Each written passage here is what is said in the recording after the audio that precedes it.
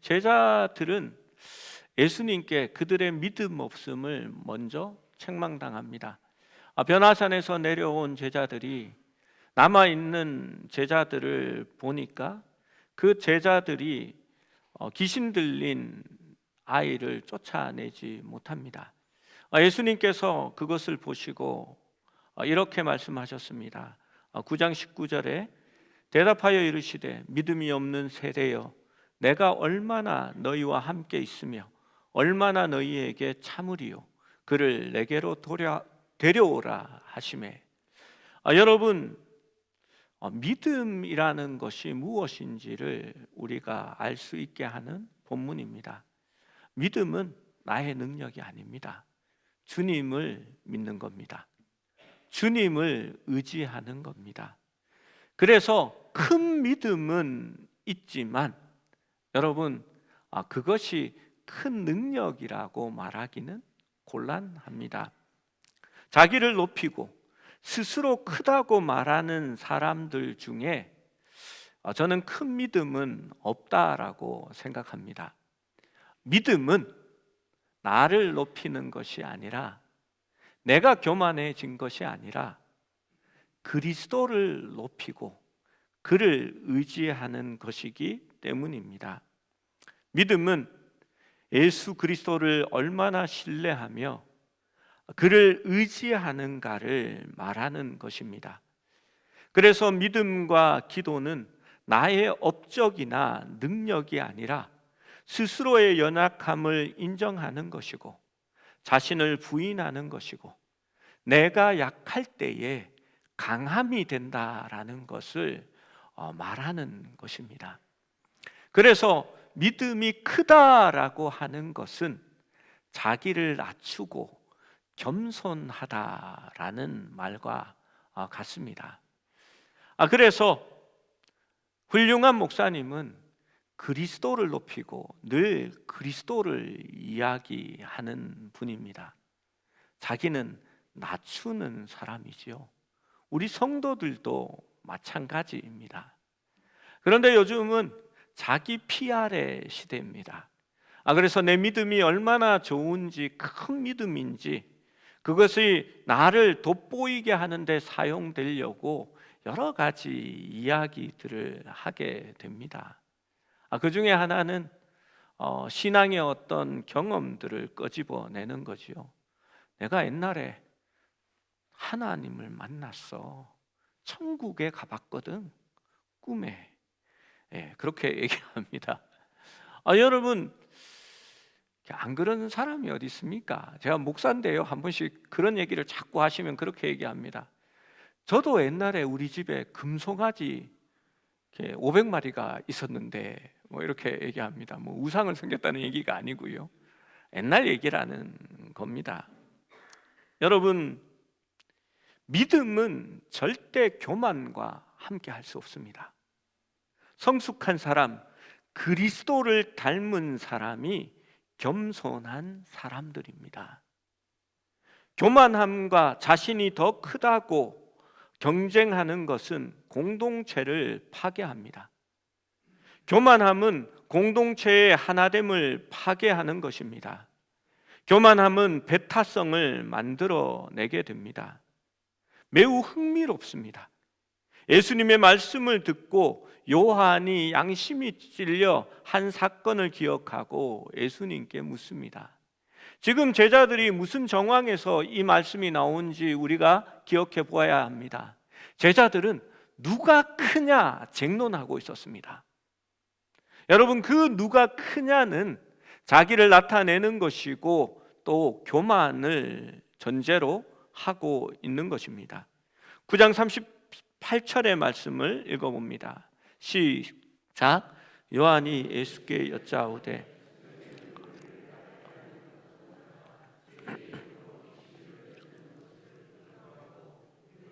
다르지 아니하므로. 여러분, 한번 보십시오. 그들은 서로 경쟁했고 가장 큰 사람으로 인정받기를 원했습니다. 그들은 분명히 그들의 그룹 밖에서 다른 사람들이 더 크게 나타나는 것을 원하지 않았습니다. 왜 자신들이 쫓아내지 못하는 귀신을 다른 사람들이 주님의 이름으로 쫓아내니까 하지 말라고 금하였다라고 말합니까? 그들이 우리를 따라오지 않았고 우리 무리에 속하지 않았기 때문입니다.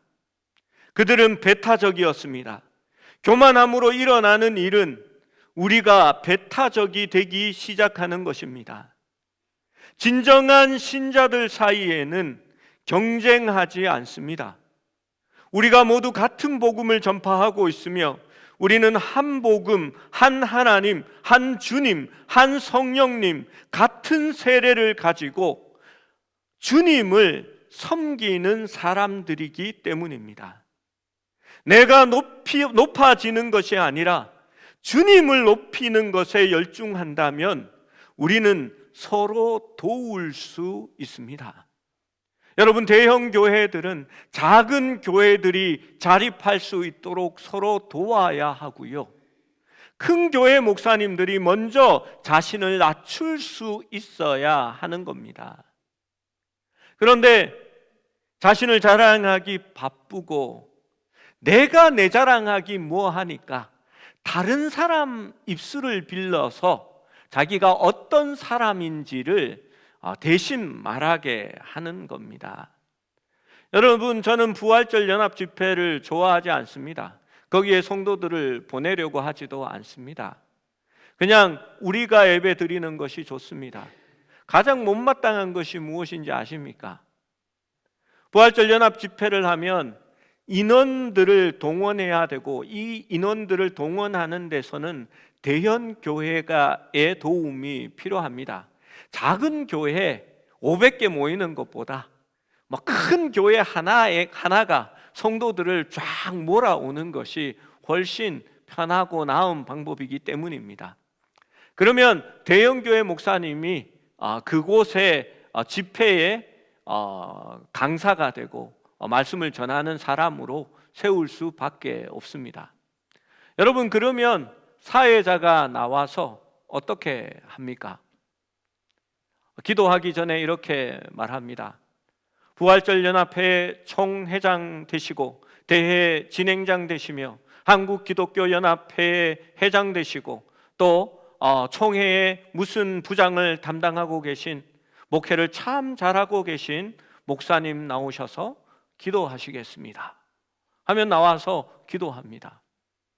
조금 지나면 어떤 목사님이 나와서 말씀을 전하게 될 텐데요, 사회자가 그것을 받아서 말씀 전하기 전에 또 소개를 합니다.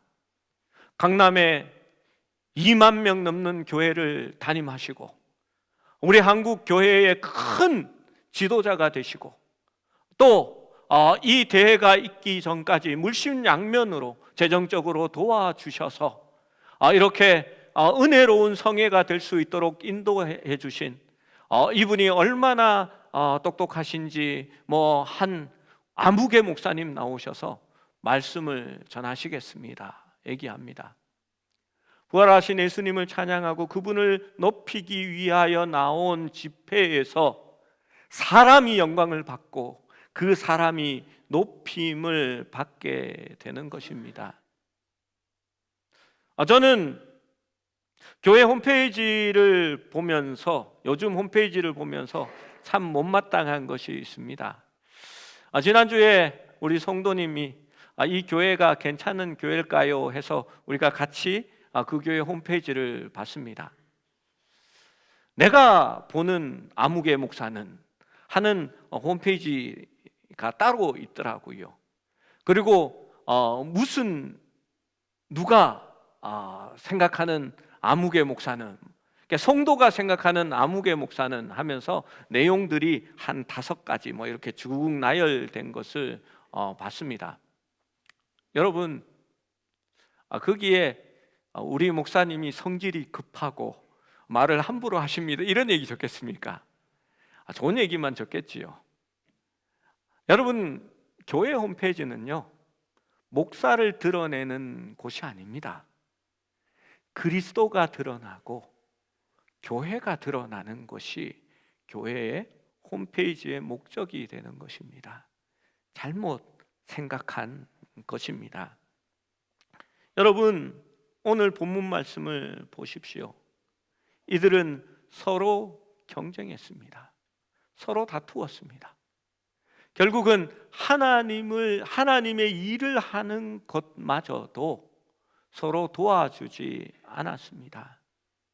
여러분, 그리스도의 이름을 지닌 사람들은 기본적으로 스스로를 낮추고 희생합니다. 저는 지난 달에 참 감사한 일이 있었습니다. 저희 교회가 예산도 세우지 않았지만 긴급하게 노예의 한 교회를 돕기 위해서 헌금을 보냈습니다. 여러분, 어느 교회인지 여러분도 아실 겁니다. 제가 위임식을 할 때 임시당회장을 맡아서 예배를 인도해 주셨던 목사님의 교회입니다. 우리 교회보다 큰 교회입니다. 그리고 건물이 좋지 않았지만 그 성전이 교회 건물이 지어지고 나면 우리 교회보다도 훨씬 더 아름다운 교회가 될 것입니다. 여러분, 경쟁하지 않습니다. 이 교회가 건축을 시작했지만 코로나로 인해서 이 건축비가, 자재비가 올라가니까 건축비가 너무 올라 버렸고, 또 집도 한 8채를 지어서 분양을 하고 그 분양한 돈으로 건축비에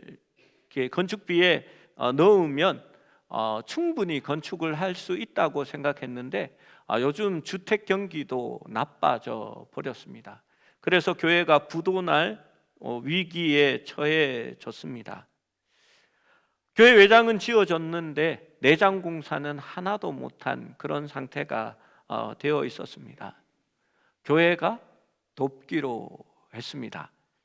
우리 장로님들이 제가 생각한 금액보다도 훨씬 더 큰 돈을 도와주자고 하셨고, 그래서 이렇게 그 헌금을 그 교회에 전달할 수 있었습니다.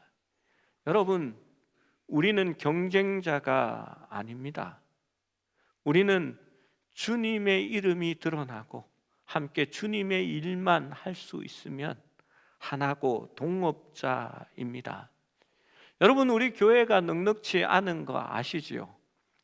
우리 이렇게 저는 평생 빚 없이 사는 게 제 꿈이기도 한데 이번에 리모델링을 하면서 조금 빚을 졌습니다. 뭐 다들 별거 아니라고 하지만 저는 빚이 있는 게 자체가 찜찜합니다. 우리 성도들이 이렇게 고치고 나니까 목사님, 우리 필요한 거 빨리 합시다 해서 뭐 요구사항이 많습니다. 커피 머신도 새 거 넣읍시다. 정수기 쓰던 거 말고요, 그 위에 올리는 거 조그만한 거 예쁜 거. 목사님, 아이스 아메리카노를 먹으려면 제빙기가 있어야 됩니다. 제빙기도 넣읍시다.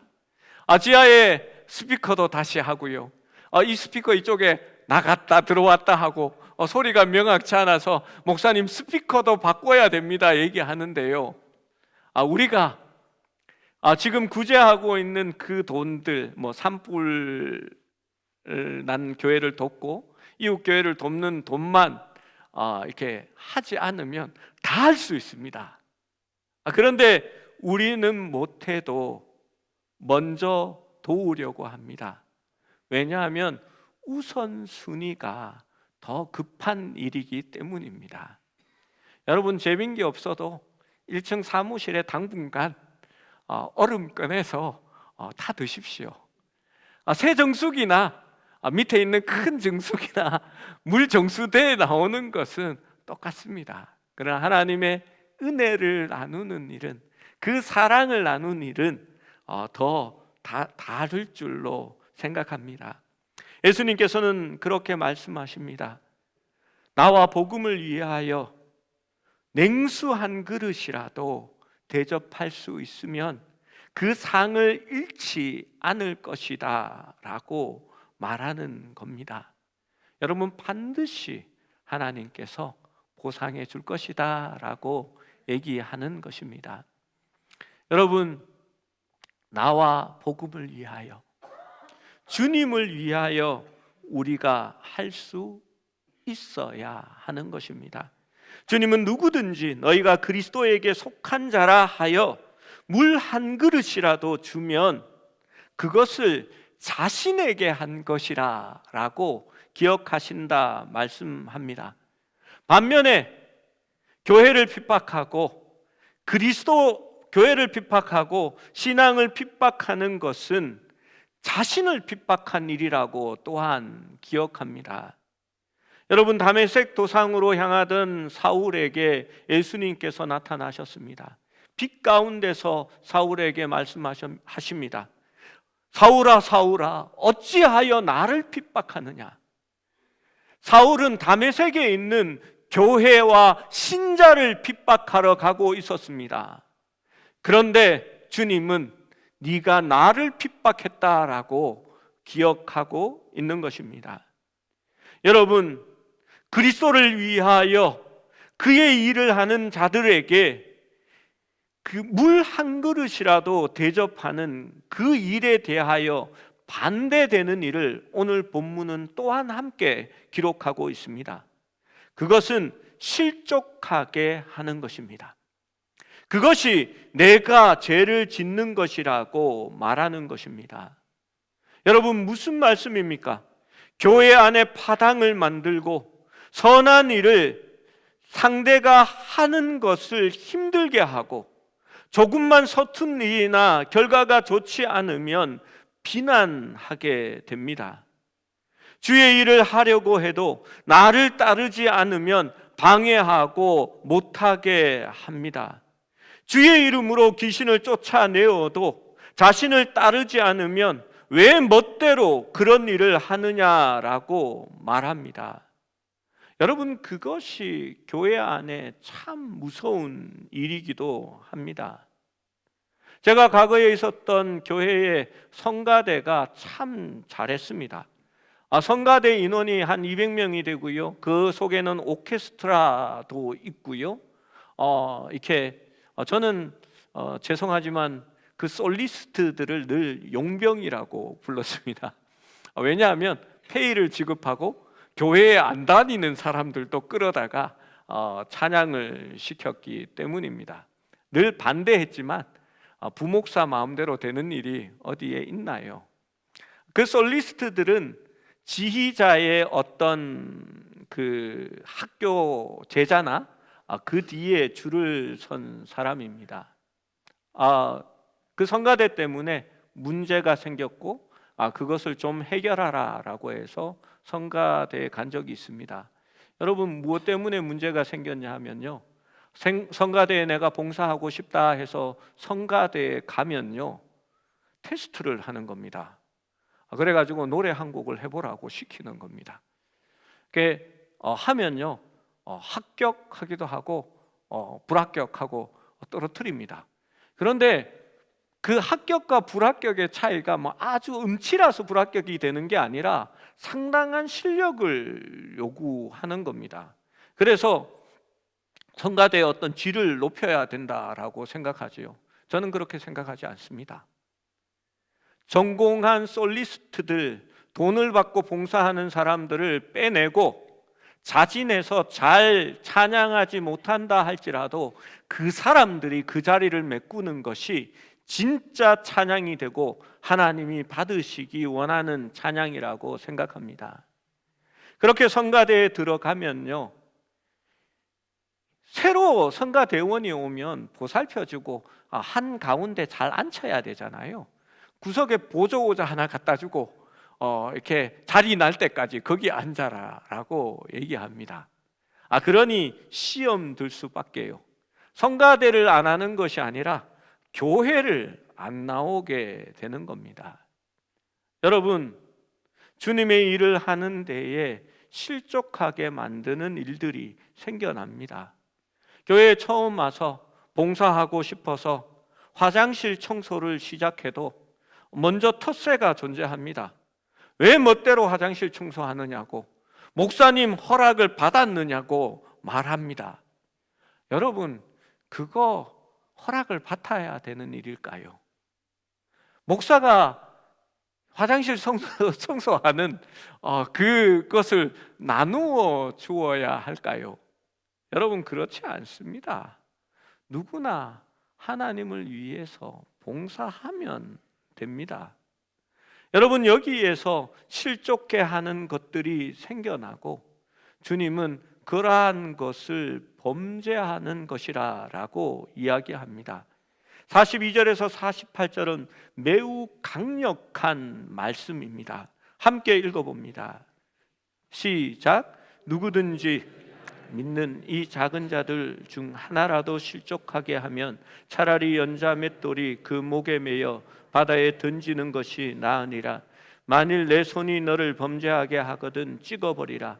장애인으로 영생에 들어가는 것이 두 손을 가지고 지옥 곧 꺼지지 않는 불에 들어가는 것보다 나으니라. 만일 내 발이 너를 범죄하게 하거든 찍어버리라. 다리 저는 자로 영생에 들어가는 것이 두 발을 가지고 지옥에 던져지는 것보다 나으니라. 만일 내 눈이 너를 범죄하거든 빼어 한 눈으로 하나님의 나라에 들어가는 것이 두 눈을 가지고 지옥에 던지는 것보다 나으니라. 거기에는 구더기도 죽지 않고 불도 꺼지지 아니하느니라.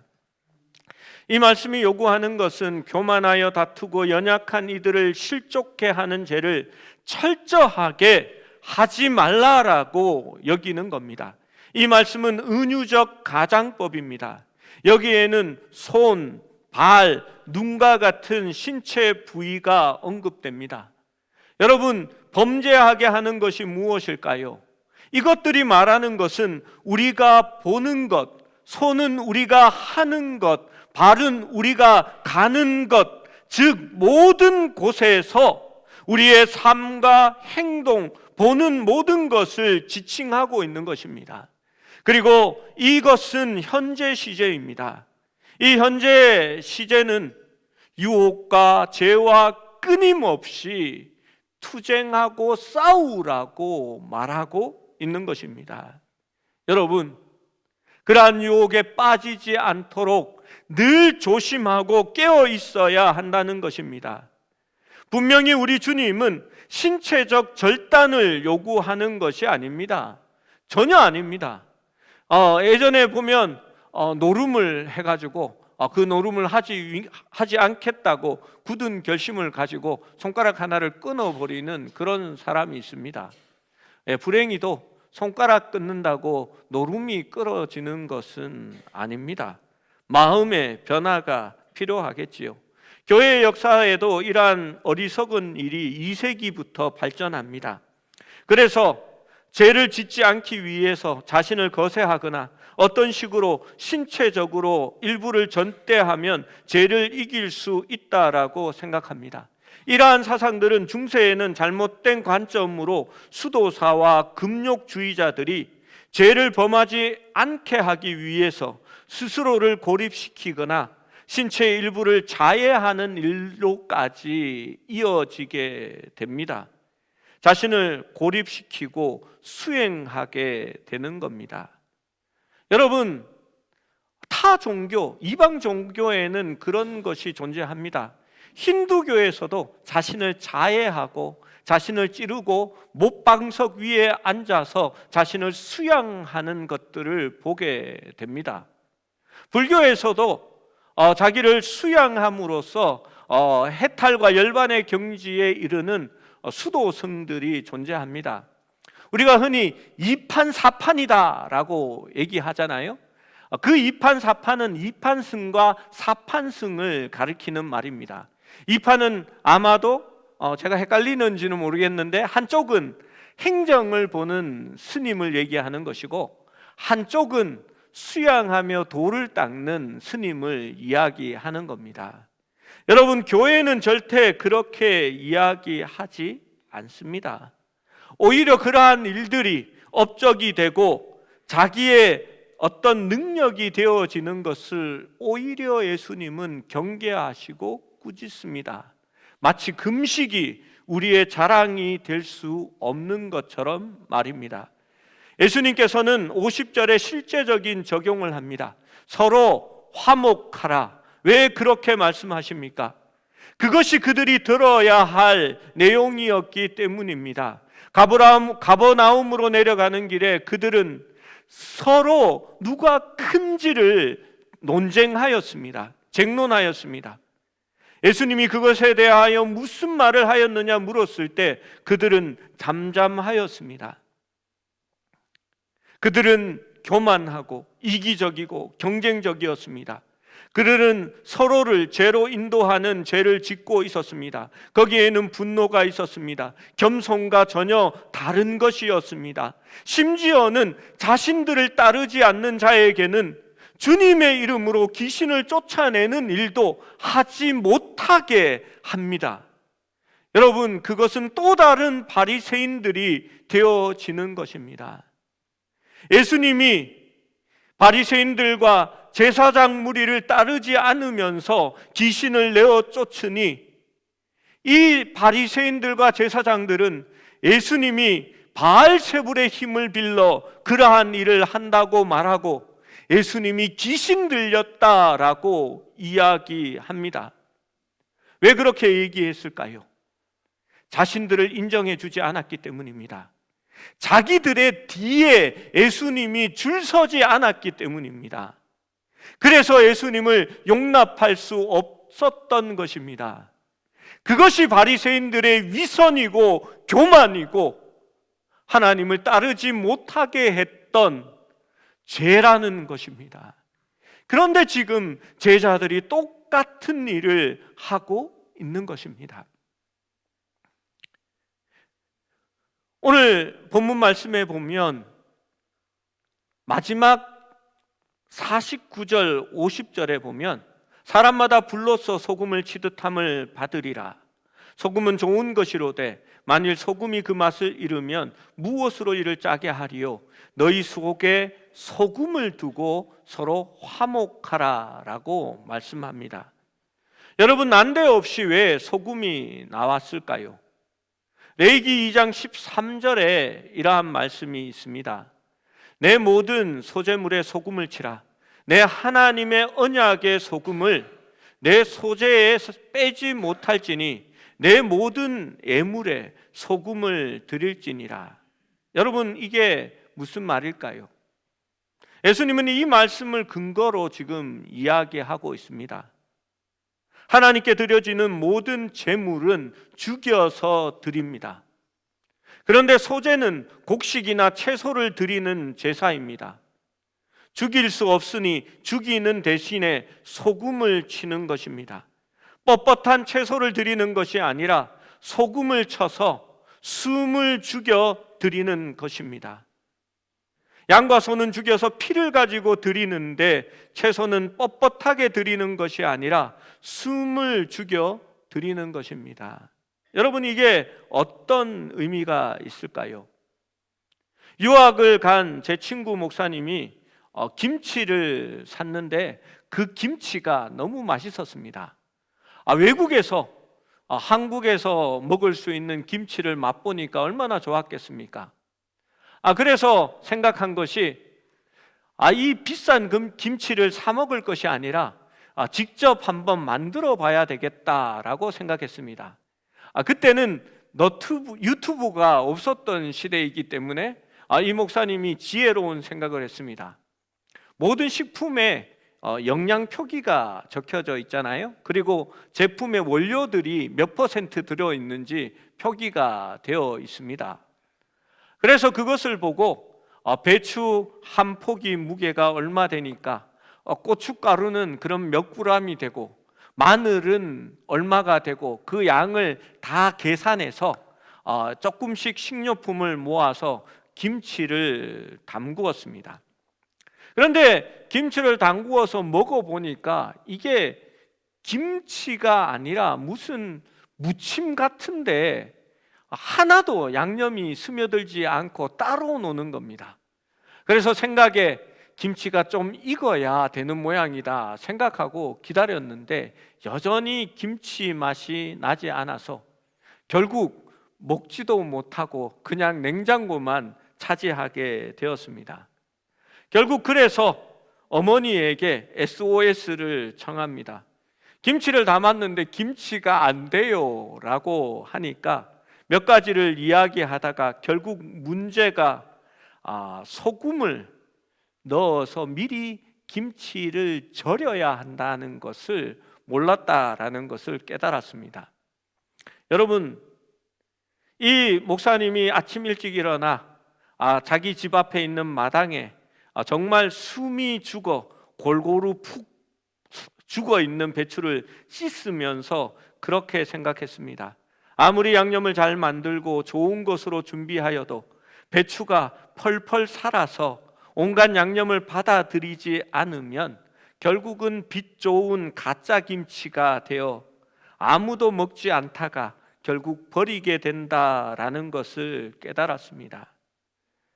또 배추가 겉은 어느 정도 소금에 절여져 죽은 것 같으나 깊이 속에 있는 두꺼운 속살에 소금이 닿지 못하면 숨이 죽지 않습니다. 그런 배추로 만든 김치도 엉터리 김치가 된다라는 겁니다. 여러분, 국수집에 가면 하루 만에 담궈서 주는 김치가 나오지요.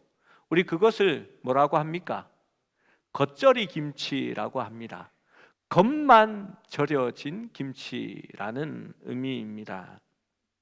여러분, 그래서 이 목사님이 자기가 그 글을 거기에 달아서 에세이처럼 남겼습니다.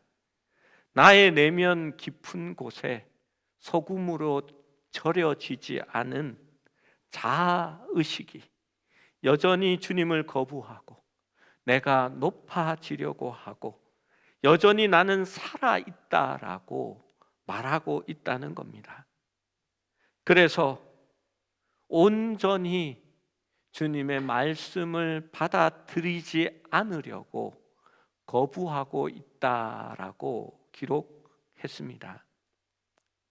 소금이 배추의 속까지 뿌려졌을 때에, 완전히 절여졌을 때에 온전한 김치가 될 준비가 되는 겁니다.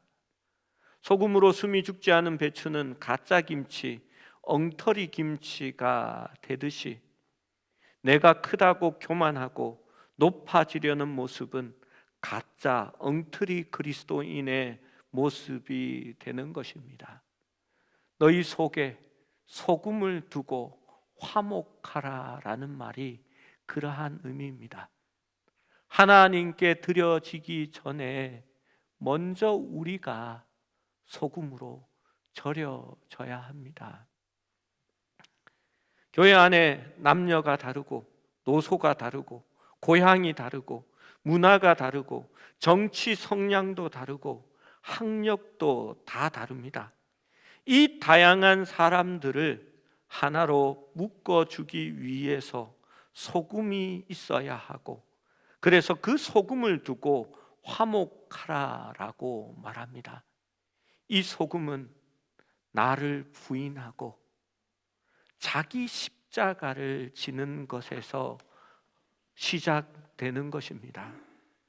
그러면 우리가 따로 노는 것이 아니라 하나로 다 숨이 죽어 나를 드러내는 것이 아니라 그리스도를 드러내는 교회가 되어지는 겁니다.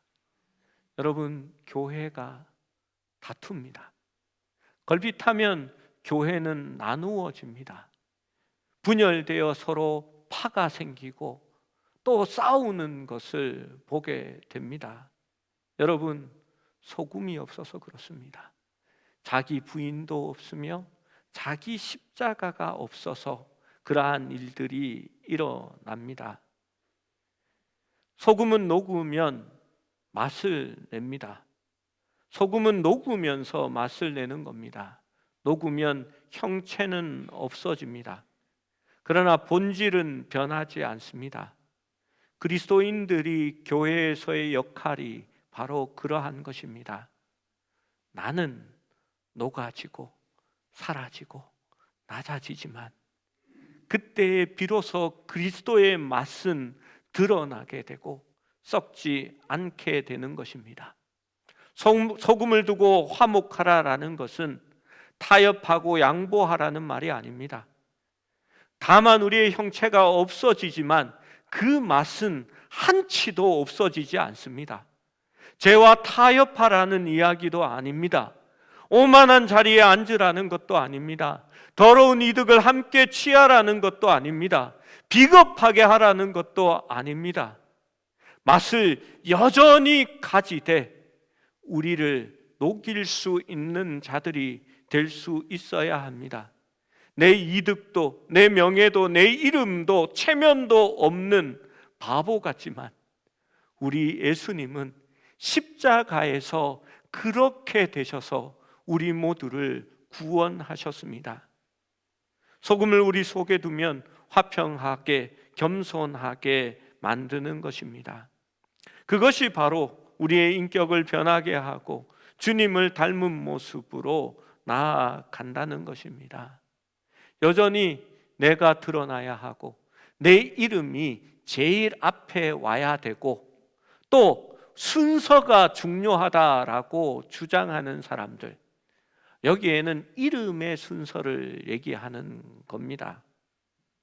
왜 가나다 순으로 안 될까요? 내가 먼저 되었기 때문입니다. 내가 그래서 순서가 높기 때문입니다. 여러분, 거기에서 벗어날 수 있어야 합니다. 그러한 의미에서 담임 목사 이름을 성도들 제일 밑에 적으라고 하면 저는 그렇게 할 용의가 있습니다. 예수 그리스도와 함께 못 박힌다라는 것이 바로 그러한 의미입니다. 오늘 말씀의 적용은 분명합니다. 서로 높아지려는 다툼을 멈추십시오. 자기를 높이는 것을 멈추십시오. 경쟁을 멈추십시오. 내 뒤에 줄 세우는 것을 멈추십시오. 나와 함께하는 자들에게는 한없이 후하면서 나와 함께하지 않고 나를 따르지 않는 사람들이 하는 모든 일을 방해하려는 그 마음을 내려놓으십시오. 서로 사랑하고 소금을 두고 화목하십시오. 주님이 우리에게 그것을 이야기하는 것입니다. 사랑하는 여러분, 내가 낮아지고 오직 주님만이 높아지기를 원합니다.